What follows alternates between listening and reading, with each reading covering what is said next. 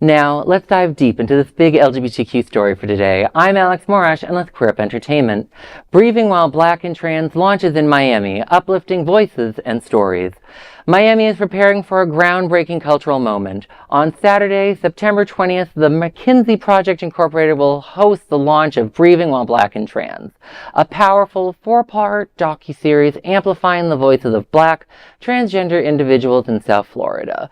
The event takes place at the Overtown Performing Arts Center with festivities running from 4 to 10 p.m. Guests will walk the red carpet at 6 p.m., enjoy a cocktail hour at 7, and then gather for the premiere showcase at 8. Attendees are encouraged to come dressed to impress in any shade of purple, a symbol of pride, resilience, and unity. The series dives deep into real stories of survival, healing, and strength, spotlighting the lived experiences of Black trans individuals navigating survival, sex work, homelessness, and systematic barriers in Miami. I knew a girl that was coming out, and she started this when she was 14. And I also knew another girl who's my friend still to this day. She ended up, when I met her, she had started to transition. She was 15 when she started coming out. So I would have to say 14.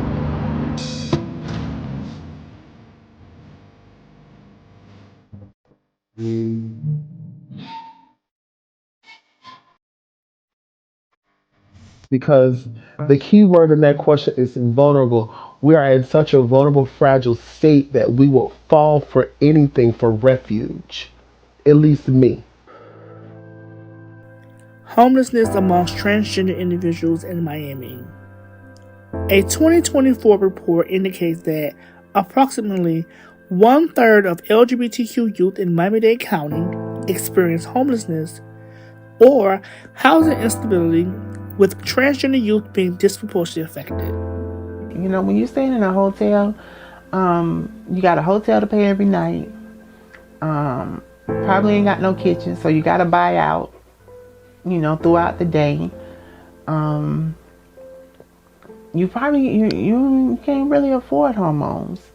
You know, probably if you can get up from being, you know, hustling all night, if you can get up for an appointment. You know, I remember my family started calling me the vampire. You know, I only came out at night.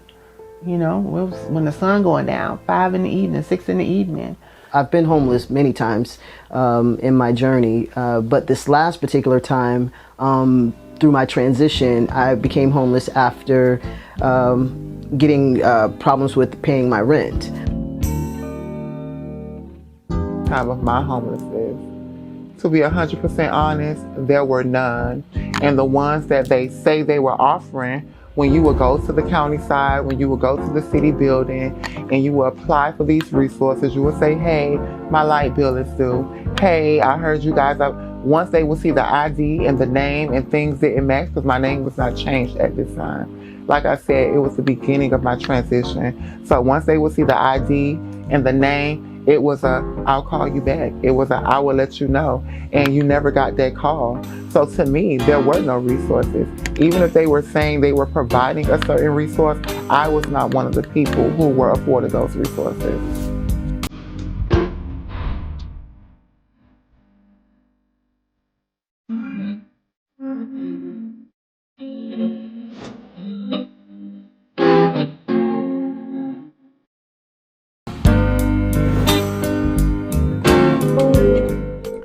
Organizers emphasize that Breathing While Black and Trans is not only about visibility, but about building community and inspiring change. You can find more details at themckenzieproject.org. You know, this is one of the stories that I'm so proud of us doing, and I'm so glad to see this docuseries coming, because it really highlights stories that we don't often talk about or see, not just being Black and trans, but also being Black and trans and dealing with the income inequality that many deal with and the struggles. And it's a reminder, you know, to get on my soapbox for a second of, like, when we talk about things like, you know, rent and housing and health care, they're all actually queer issues and trans issues and Black issues, and how, like, we are seeing a lot of suffering in our country, especially for marginalized groups, and stories like this are finally springing to light. We're still seeing it because, I remember things like Paris is Burning and those type of stories, and there was one that they just recently came out with, but I feel like it's been like the same type of story, and it's going from generation to generation to generation, and it's like, where is it that how far have we come? And it's nice to see that, but we still have so much more to go. And more to the point, I feel like that,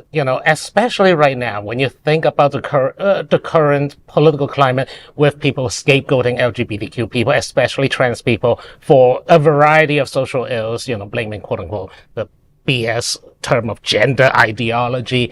This is essentially a smokescreen to distract you from the fact that tariffs are rising, your cost of living is improbable, your cost of rent is unsustainable, you are not getting, you're not getting wages that are supposed to be living wage. These, when the powers that be wants to point to you to another scapegoat social minority group, look, they are the ones that have causing you problems. It's not just scapegoat. It's these lived experiences are very specific to what's going on to Black trans women and men in Miami. And I think that's something that's very important with these stories. And what makes it both emotionally vying, but also its own form of beauty of seeing so many people that are in our community and they're here and we can be part of that with them. And support them too. The McKenzie Project is one of the best nonprofits down in Miami helping this, this cause. And, we've partnered with them in the past too, and when we lift each other up, it's really important. Exactly. And that is a big LGBTQ story for today. There is no other queer nonprofit media platform like this in the entire world. Support our LGBTQ stories by subscribing to and sharing Queer News Tonight.